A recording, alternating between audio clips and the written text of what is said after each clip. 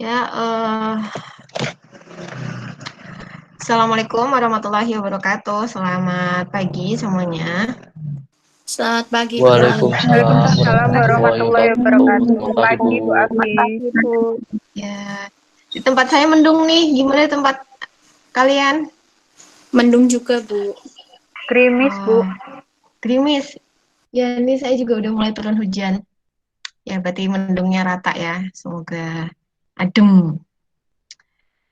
Oke, karena kelompok 2 sudah bersiap, nanti hari ini ya kita akan membahas tentang hasil tugas Anda, bagaimana Anda menanggapi jawaban gitu ya dari kuesioner pengendalian intern terkait akun kas dan bagaimana Anda merancang gitu pengujian substantif untuk audit saldo kas. Oke, langsung saja kelompok 2 saya persilakan untuk mempresentasikan hasil diskusinya. Selamat pagi, teman-teman. Kami dari kelompok 2 akan mempresentasikan hasil diskusi kami, yaitu mengenai audit saldo kas. Sebelumnya, perkenalkan nama saya Febriana Nirmalasari dengan NIM 0021.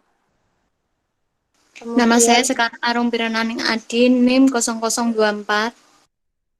Nama saya Nurdiana Handayani, NIM 0025. Dan saya Maniar Febrianti Kemalasari dengan NIM 0035.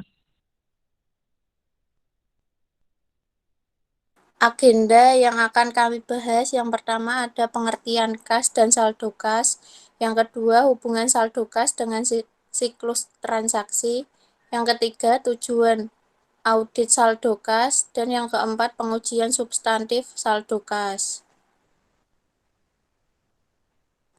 Pengertian kas dan saldo kas adalah dana yang dimiliki oleh perusahaan yang ditunjukkan untuk memenuhi berbagai kebutuhan pembayaran tanpa ada pembatasan atau hambatan.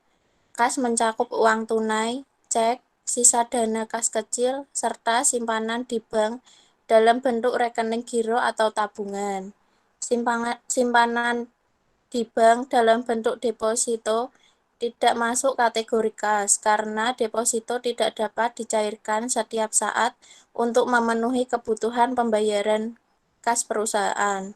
Saldo kas meliputi penerimaan di tangan yang belum disetor, kas di bank, dan pada rekening giro umum, rekening tabungan, serta akun impres seperti kas kecil dan rekening di kas untuk gaji. Sifat siklus audit kas. Yang pertama, siklus pendapatan. Apabila terjadi pendapatan melalui penjualan kredit, maka perusahaan akan mendebit piutang dagang. Apabila pelanggan membayar piutang dagang tersebut, perusahaan akan menerima aset yang umumnya berupa kas. Yang kedua, siklus pengeluaran. Perusahaan harus mengeluarkan kasnya untuk memperoleh berbagai sumber daya yang diperlukan perusahaan. Yang ketiga, siklus pendanaan.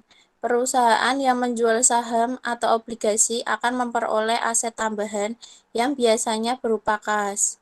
Yang keempat, siklus investasi.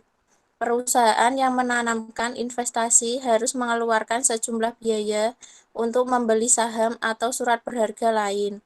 Dan yang kelima, siklus jasa personalia. Pengeluaran kas meliputi pula pengeluaran untuk memperoleh sumber daya manusia.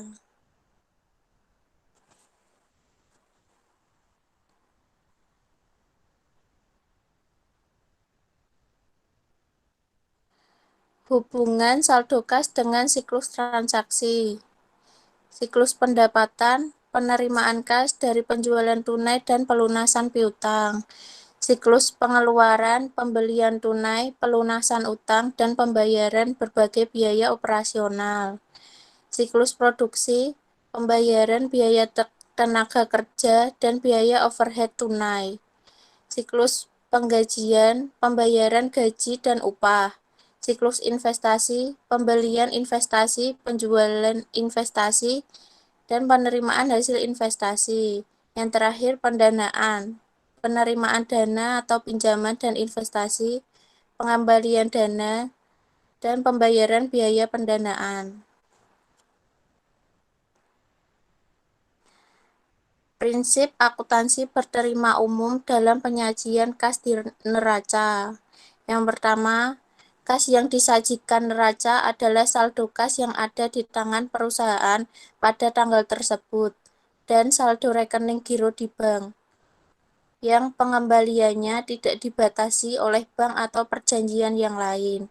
Yang kedua, kas dalam bentuk valuta asing jika dicantumkan di neraca sebesar nilai kurs yang berlaku pada tanggal neraca.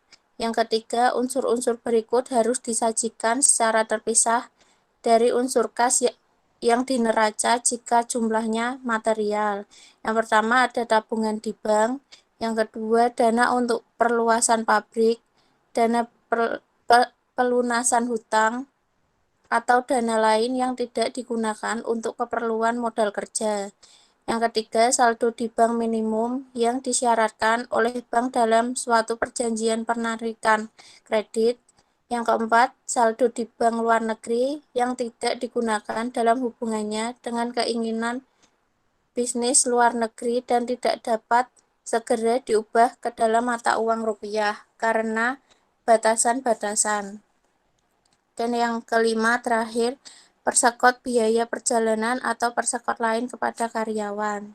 Selanjutnya akan disampaikan oleh Rena. Ya, yang selanjutnya ada tujuan audit saldo kas.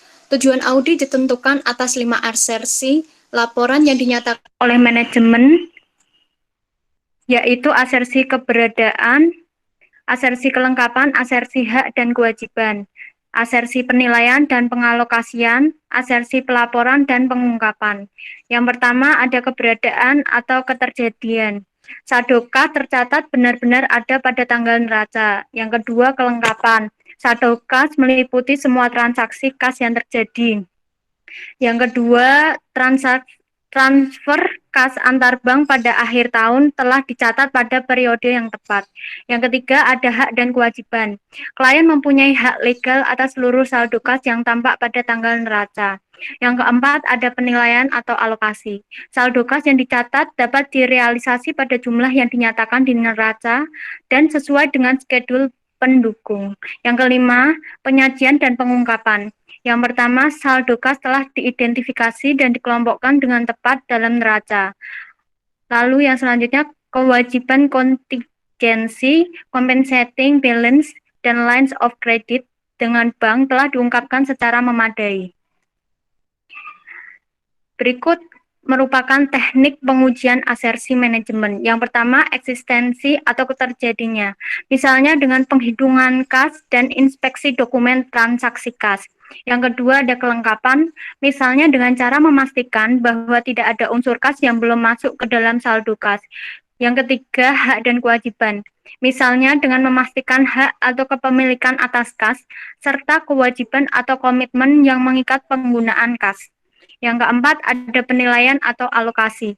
Misalnya dengan memastikan bahwa kas dapat digunakan tanpa hambatan apapun serta didukung dengan bukti yang valid. Yang kelima, ada penyajian dan pengungkapan. Misalnya dengan memastikan ketepatan identifikasi dan kelengkapan pengungkapan saldo kas. Yang selanjutnya ada pengujian substantif saldo kas. Yang pertama, prosedur awal. Dapatkan pemahaman tentang bisnis dan industri, dan tentukan yang pertama pengaruh dari saldo dan transaksi kas bagi entitas. Yang selanjutnya ada kebijakan entitas dalam memprediksi saldo dan menginvestasikan kelebihan saldo kas. Lalu lakukan prosedur awal atas saldo kas dan pembukuan kas yang akan menjadi objek pengujian audit tahap selanjutnya. Yang pertama, cocokkan saldo awal kas di tangan dan di kas di bank ke kertas kerja audit periode sebelumnya. Selanjutnya, menelaah aktivitas dalam akun buku besar kas dan menyelidiki ayat jurnal yang tampak tidak biasa dari segi jumlah dan sumbernya. Lalu ada dapatkan daftar kas di tangan dan kas di bank. Lakukan verifikasi keakuratan perhitungan serta cocokkan dengan saldo kas per buku besar. Yang kedua, ada pengujian substantif yaitu prosedur analitis. Yang pertama, bandingkan saldo kas dengan saldo per anggaran per tahun sebelumnya atau dengan prediksi saldo kas. Yang kedua, menghitung kas sebagai presentase dari aktivitas lancar dan membandingkannya dengan prediksi. Yang ketiga, ada pengujian rincian transaksi. Lakukan pengujian pisah batas atau cut-off kas atau kemungkinan penggunaan ini telah dilakukan pada pengujian piutang dagang dan utang dagang. Dengan cara melakukan observasi untuk memastikan seluruh kas yang diterima pada akhir periode telah dimasukkan sebagai kas di tangan atau setoran dalam perjalanan dan tidak ada penerimaan kas periode berikutnya yang dimasukkan sebagai saldo kas akhir periode. Lalu ada melakukan review dokumentasi seperti ringkasan kas harian, duplikat setoran bank, dan laporan bank yang mencakup transaksi sebelum dan sesudah tanggal neraca untuk memastikan ketepatan cut-off. Lalu melakukan observasi atas cek-cek yang dikeluarkan pada akhir tahun. Lalu yang keempat ada pengujian rincian saldo. Dengan cara melakukan perhitungan kas di tangan atau cash on hand dan pastikan bahwa kas di tangan telah termasuk dalam saldo kas.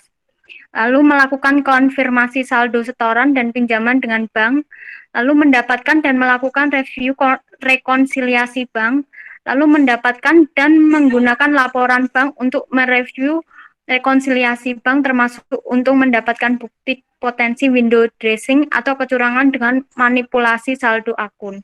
Yang kelima, penyajian dan pengungkapan. Bandingkan laporan saldo kas dengan ketentuan dalam PABU. Yang pertama ada pastikan ketepatan identifikasi dan klasifikasi saldo kas. Yang kedua ada pastikan bahwa bank overdraft telah diklasifikasikan sebagai utang lancar. Lalu ada melakukan tanya jawab dengan manajemen, review koresponden dengan bank, dan review ringkasan rapat Dewan Komisari dan direksi untuk memastikan kelengkapan pengungkapan saldo kas. Lalu ada melakukan review atas pengungkapan untuk menentukan ketepatan, kelengkapan, dan kejelasan. Berikut hasil dari diskusi kelompok kami mengenai sistem penerimaan kas. Ini merupakan kelemahan-kelemahan dalam pengawasan intern. Kelemahan yang pertama, petugas penerimaan surat tidak melakukan pencatatan. Itu berarti belum ada suatu otorisasi penugasan yang jelas. Kesalahan yang dapat terjadi yaitu berpotensi terjadi rekayasa atau penyalahgunaan pencatatan. Lalu pengujian substantif yang dapat ditempuh seperti wawancara terhadap petugas penerima surat. Lalu yang kedua, kelemahannya penyetoran uang ke bank dilakukan oleh petugas yang menyiapkan setoran. Kesalahan yang dapat terjadi berpotensi terjadinya kecurangan seperti manipulasi data jika tidak adanya pemisahan fungsi. Lalu pengujian substantifnya adalah pengecekan langsung dokumen dan rekalkulasi. Dan yang selanjutnya akan disampaikan oleh teman kami yang bernama Nurdiana. Terima kasih. Selanjutnya, pada sistem penerimaan kas ada beberapa kekuatan-kekuatan pengawasan intern.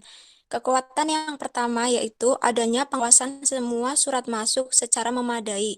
Hal ini menunjukkan bahwa otorisasi sudah dilaksanakan dengan baik karena jika di suatu hari terdapat permasalahan dapat ditelusuri dengan mudah. Pengujian substantif yang dapat ditempuh yaitu yang pertama ada pengecekan dokumen terhadap surat masuk, yang kedua melakukan vouching, dan yang ketiga observasi kelengkapan. Kekuatan yang kedua yaitu karena adanya pemisahan fungsi dalam pembuatan daftar surat masuk di antara petugas yang menangani kas. Hal ini akan memberikan informasi yang dihasilkan menjadi lebih akurat sehingga dapat meminimalisir penyelewengan. Pengujian substantif yang dapat ditempuh yaitu dengan melakukan observasi terhadap pegawai atau melakukan wawancara. Kekuatan yang ketiga yaitu adanya rekonsiliasi antara daftar surat masuk dengan catatan akuntansi yang dilakukan petugas yang tidak menangani kas, tetapi dilakukan oleh direktur akuntansi. sehingga data-data yang ada dapat saling dibandingkan dan dicocokkan sehingga hasilnya dapat diyakini kebenarannya karena dilaksanakan oleh akuntan senior atau atasan. Pengujian substantif yang dapat ditempuh yaitu pengecekan dokumen rekonsiliasi daftar masuk dengan catatan akuntansi. Next. Selanjutnya ada adanya pemisahan fungsi antara pencatatan piutang dengan kasir. Hal ini menunjukkan jika adanya pemisahan ini, keduanya saling profesional dalam melaksanakan tugasnya, sehingga kebenarannya dapat dipertanggungjawabkan kepada pejabat yang di atasnya. Pengujian substantif yang dapat ditempuh yaitu observasi tentang pemisahan fungsi antara pencatatan piutang dengan kasir dan wawancara. Kekuatan selanjutnya yaitu adanya penerimaan bukti setor bank yang tidak bertugas sebagai penyetor. Hal ini untuk mempermudah dalam pendapatan bukti apakah disetor sesuai dengan yang seharusnya disetor atau tidak. Pengujian substantif yang dapat ditempuh yaitu observasi langsung, wawancara, atau pengecekan dokumen. Yang selanjutnya, karena adanya pencatatan penjualan tunai secara independen, menunjukkan agar resiko kecurangan dapat diminimalisir seperti penjualan fiktif. Pengujian substantif yang dapat ditempuh yaitu pengecekan langsung faktur penjualan, observasi, atau wawancara. Kekuatan yang selanjutnya yaitu adanya rekonsiliasi antara penjualan tunai mengenai ketepatan periode akuntansi oleh petugas yang independen. Pengujian substantif yang dapat ditempuh yaitu pengecekan dokumen untuk yang terkait, observasi atau bukti, pengecekan dalam ketepatan periodenya, atau wawancara. Next.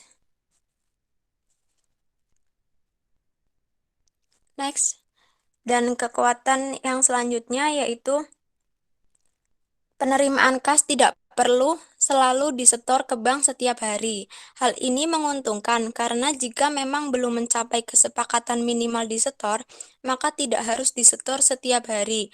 Selain itu, jika dilaksanakan setiap hari, akan menyebabkan pengeluaran operasional yang tinggi pula. Pengujian substantif yang dapat ditempuh yaitu pengecekan langsung dokumen, observasi fisik, dan rekalkulasi. Next. Sedangkan pada sistem pengeluaran kas ada beberapa kekuatan-kekuatan pengawasan intern.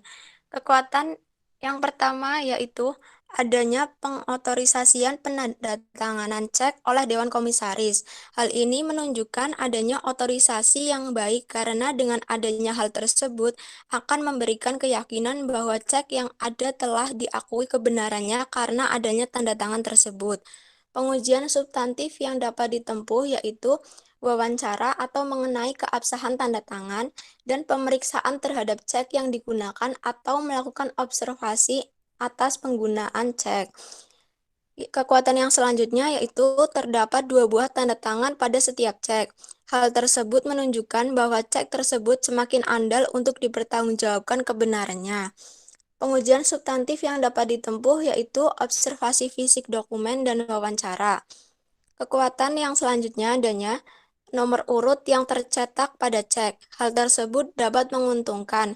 Jika terdapat cek yang akan ditelusuri suatu saat, maka akan memudahkan dalam pencarian karena cek sudah urut. Pengujian substantif yang dapat ditempuh yaitu observasi fisik dokumen. Selanjutnya, perusahaan tidak pernah mengeluarkan cek kosong. Hal ini menunjukkan bahwa perusahaan selalu melakukan pengawasan terhadap penyediaan dananya.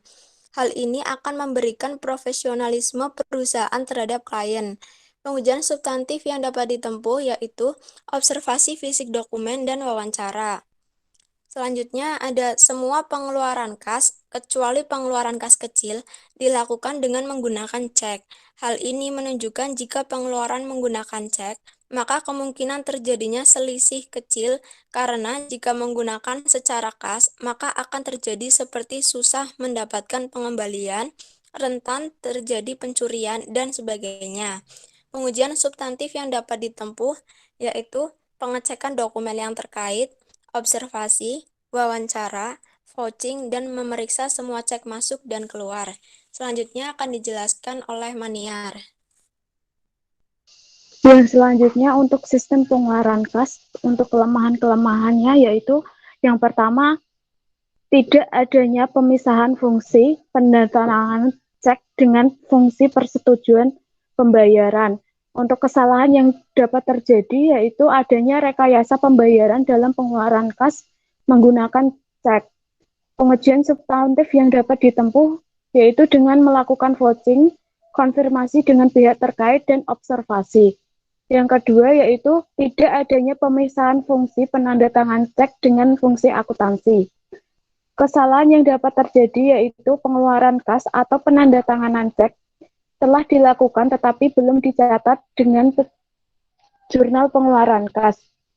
Adanya rekayasa penandatanganan yang tidak sesuai otorisasi. Dan yang terakhir, pengeluaran kas dicatat pada periode yang salah. Untuk pengujian substantif yang dapat ditempuh yaitu dengan melakukan vouching, wawancara, dan observasi. Untuk yang ketiga yaitu tidak terdapat pengawasan yang memadai atas blanko cek.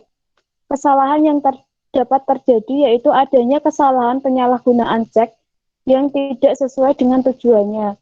Untuk pengujian substantifnya yaitu melakukan observasi dan vouching. Yang selanjutnya untuk saldo kas, terdapat kekuatan-kekuatan pengawasan intern. Yang pertama, adanya pencatatan rekonsiliasi bank setiap bulan menyebabkan kemudahan untuk melakukan pengecekan bila terjadi permasalahan sehingga mudah untuk ditelusuri. Semakin lengkap dan semakin jelas dokumen, maka semakin cepat penanganan suatu masalah. Untuk pengujian substantif yang dapat ditempuh yaitu dengan melakukan observasi fisik dan rekalkulasi.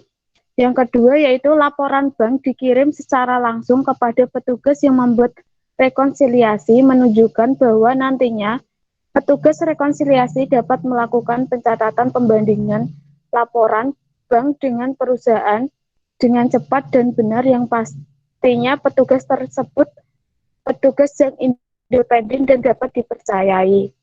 Untuk pengujian substantif yang dapat ditempuh yaitu dengan pengecekan dokumen, rekalkulasi, dan wawancara. Yang selanjutnya, saldo kas, terdapat kelemahan-kelemahan pengawasan intern yang yaitu rekonsiliasi dibuat oleh petugas yang tidak independen. Kesalahan yang dapat terjadi adanya rekayasa laporan dilebihkan atau dikurangi agar terlihat sesuai aturan yang sebenarnya. Yang selanjutnya, kesalahan penjualan dalam rekonsiliasi bank. Adanya pos setoran dalam perjalanan fisik yang belum dicatat. Dan yang terakhir, adanya cek-cek yang masih beredar yang telah dihapuskan dari rekonsiliasi bank untuk menutupi kekurangan kas. Untuk pengujian substantif yang dapat ditempuh yaitu dengan melakukan observasi, vouching, dan wawancara. Yang selanjutnya yaitu ada pengujian untuk mendeteksi lapping. Lapping suatu ketidakberesan yang melibatkan ketidaktepatan jumlah penerimaan kas. Lapping dapat mencakup manipulasi temporer atau sementara maupun permanen. Lapping dimaksudkan untuk menutupi penggunaan kas perusahaan untuk kepentingan pribadi. Prosedur yang dapat dilakukan untuk mendeteksi lapping antara lain yaitu yang pertama ada konfirmasi piutang dagang, yang kedua melakukan perhitungan kas, dan yang terakhir membandingkan detail penjumlahan penerimaan kas dengan detail slip deposit atau setoran ke bank harian yang terkait. Yang selanjutnya itu penerbitan dana kas kecil. Dana kas kecil dibentuk dengan cara memisahkan sebagian kas kecil rekening kas kecil dengan sistem dana tetap atau impres. Tujuan pembentukan dana kas kecil adalah untuk menyiapkan sewaktu-waktu secara mendadak perusahaan perlu mengeluarkan sejumlah kas kecil. Pengendalian yang dapat diterapkan untuk dana kas kecil antara lain, yang pertama, dana dijaga dan dikelola pada tingkat jumlah yang tetap. Yang kedua, dana kas kecil hanya dipegang oleh satu orang. Yang ketiga, kas dana tersebut dikunci dan disimpan dalam kotak yang aman meski tidak terpakai. Yang keempat yaitu pengeluaran kas hanya diizinkan untuk jumlah yang relatif kecil. Yang kelima, adanya nota atau dokumen bernomor urut tercetak yang harus mendukung setiap pembayaran. Yang selanjutnya, adanya dana kas kecil tidak dicampur dengan penggunaan dan penyimpanan dengan dana untuk kegiatan lainnya. Yang selanjutnya, penggantian atau pengisian kembali dana harus berdasarkan recep atau kwitansi yang bernomor urut tercetak dan menelaah dokumen pendukungnya. Dan yang terakhir yaitu apabila telah dibayarkan, setiap dokumen pendukung harus distempel atau dicap lunas untuk mencegah pemakaian kembali dokumen tersebut agar memperoleh penggantian kembali. Terima kasih, sekian yang dapat kami sampaikan. Bila ada kekurangan, kami mohon maaf. Saya kembalikan lagi ke Bu Afi. Ya, terima kasih pada kelompok 2 ya. Mungkin bisa langsung aja yang mau bertanya. Silakan.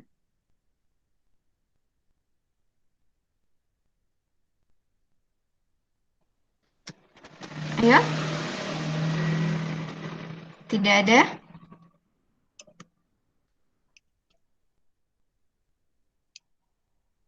Nggak pada tidur kan ya? Enggak, Bu. Enggak, Bu. Ya.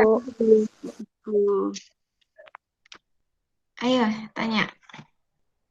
Ada banyak materi yang sudah disampaikan ya, mulai dari analisa terkait dengan sistem pengawasan internnya, kemudian ada pengujian substantifnya. Coba Mbak tolong dibukain lagi yang slide pengujian substantifnya, Mbak. Bentar ya.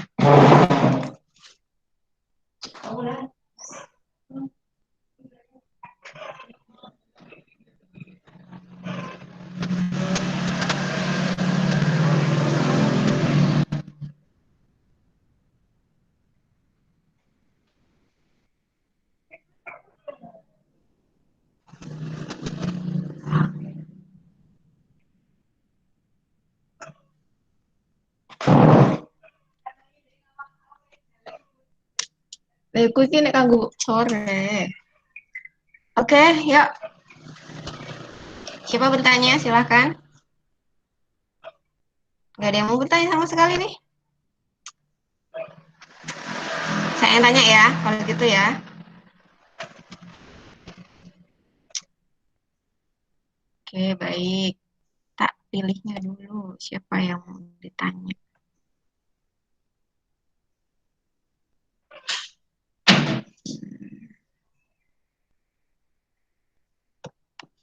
Mbak kelompok 2 tadi ada Mbak Febriana, Mbak Sekar, siapa lagi Mbak anggotanya Mbak? Nurdiana sama Maniar. Nurdiana dan Maniar. Maniar ya. Iya. Oke, coba dong saya mau lihat hasilnya. Mbak Alfia Putri ada?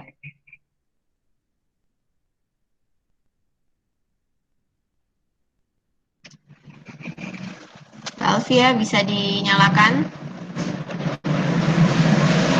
mikrofonnya. Hadir, Bu. Oke ya. Mbak Alfia coba Mbak tolong disampaikan. Menurut Anda pengujian substantif untuk saldo kas yang digunakan tuh apa?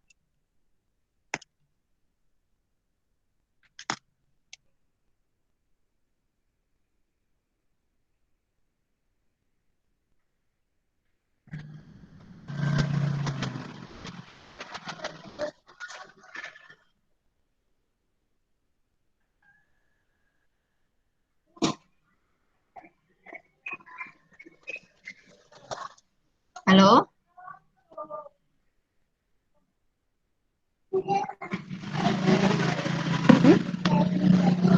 Enggak yang di sekolah. Enggak yang di kantor. Ya enggak bisa. Nanti dulu aja. Mbak Alfia, gimana? Apa enggak ngerjain?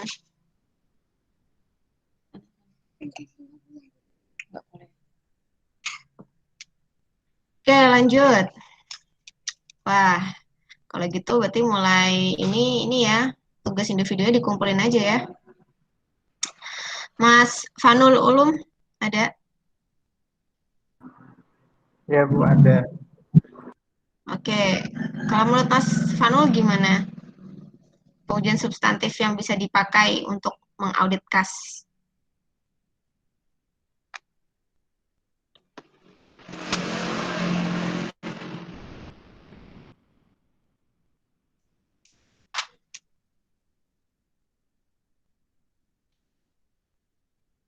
Ini pada nggak ngerjain ya tugas individunya ya?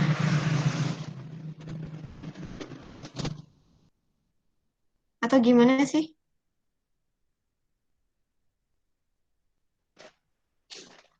Atau merasa itu bukan tugas karena tidak presentasi, jadi nggak perlu ngerjain gitu? Atau gimana?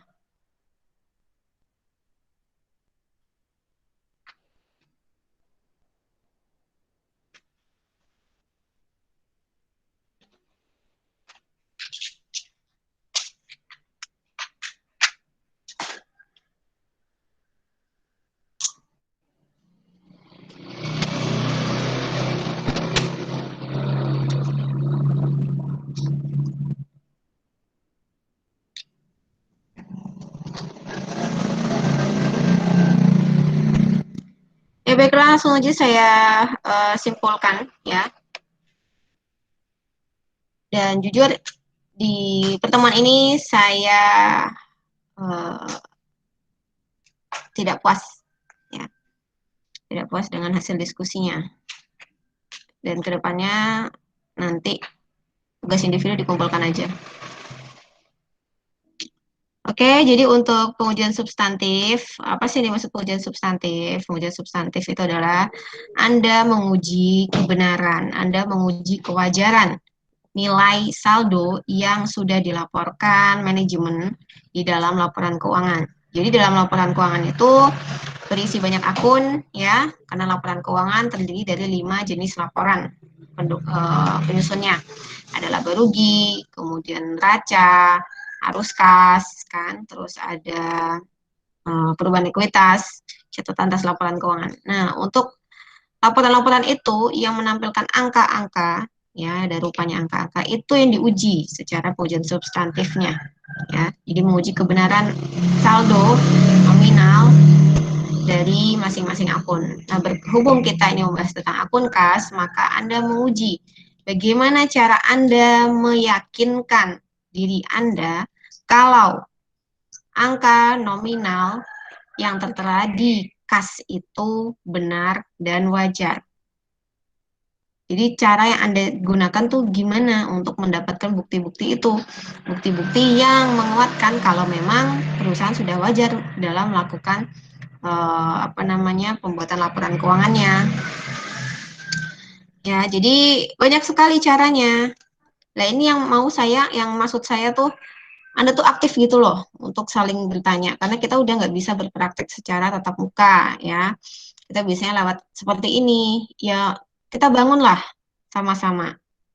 Ya kalau Anda nggak mau bangun, ya saya bangun sendiri kan susah ya, karena ini harus satu kelas kompaknya gitu loh.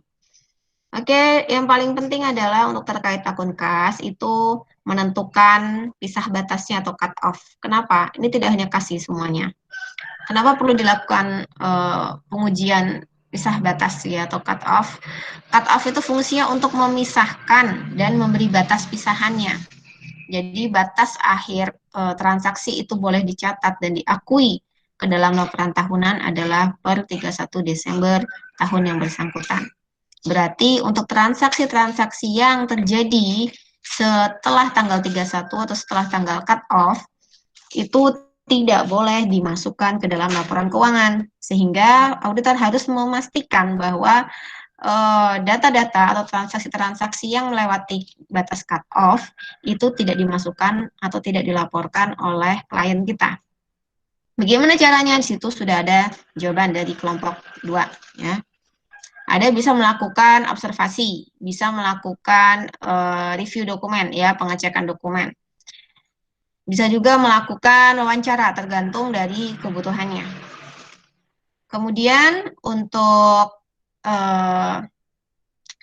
di sini saya selalu bertanya, kalau Anda memilih untuk melakukan prosedur analitis, kenapa alasan Anda melakukan prosedur analitis?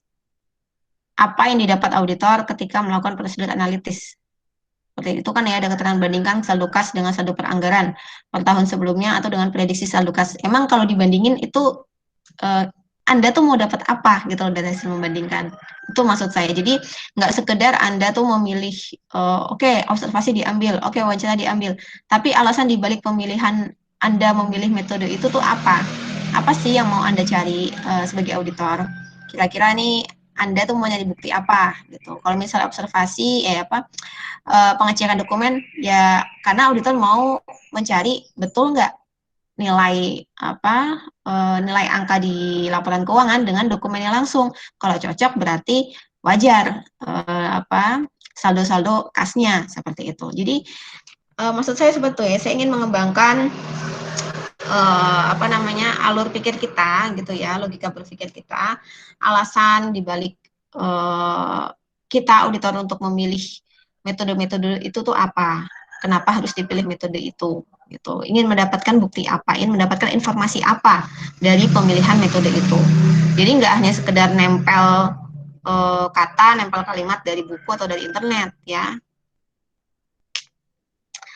Oke, jadi kenapa perlu dibandingkan kira-kira antara saldo kas dengan saldo anggaran? Dibandingkan pula dengan tahun sebelumnya atau dengan prediksi saldo kas. Nah, itu gimana tuh? Apa Mbak? Kelompok 2. Bisa dijelaskan? Menurut kami, mungkin penggunaan dananya itu sudah dengan memanfaatkan dananya itu sudah dengan benar atau belum, atau sesuai dengan yang sudah ditargetkan atau belum gitu, Bu. Oke. Ya, jadi apa namanya? Jadi kenapa bukan harus dibandingkan sih ya. Jadi disesuaikan juga sama perusahaan. Kalau dia punya saldo anggaran, punya saldo prediksi, ya itu sebagai alat tambahan bagi auditor untuk mengkoreksi gitu ya saldo kasnya dan sekaligus bisa menilai dari kinerja manajemen itu sendiri. Kalau seandainya antara saldo kas dengan saldo anggarannya selisihnya tidak banyak, berarti perusahaan itu bagus ya. Jadi apa yang diharapkan di dalam anggaran itu secara realitanya ternyata terwujud. Tapi kalau misalnya antara saldo anggaran dengan saldo kas nyata atau real itu gapnya terlalu besar atau selisihnya terlalu banyak, itu berarti ada yang salah. Apakah salah dalam penganggaran atau salah dalam realisasinya? Nah, kalau ada kecenderungan gap yang besar, itu berarti ada kemungkinan juga di dalamnya, maksudnya di dalam nilai saldo kas itu ada manipulasi. Itulah info yang ingin didapat dari auditor melalui prosedur analitis ya untuk yang nomor 1 itu. Jadi maksud saya seperti itu ya.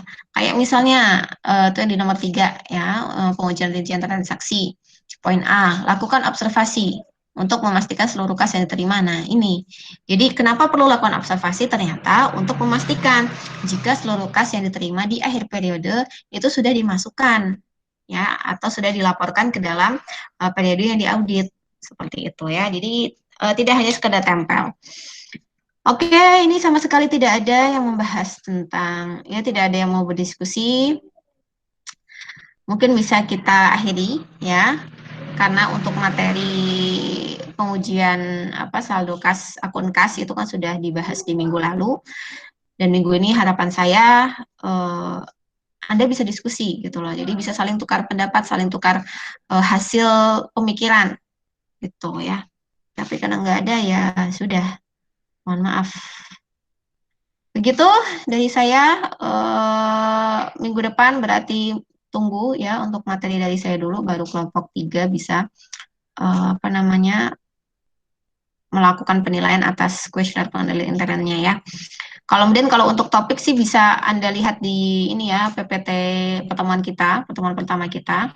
Di PPT itu kan sudah saya berikan daftar topik yang akan kita bahas. Nah, sambil Anda menunggu hasil kuesioner dari saya, sambil Anda bisa mempersiapkan diri gitu ya, kira-kira untuk membahas akun yang menjadi topik bahasan kita itu butuh prosedur audit seperti apa gitu ya. Oke, wassalamualaikum warahmatullahi wabarakatuh. Selamat pagi semuanya. Matikan dulu. Waalaikumsalam warahmatullahi wabarakatuh.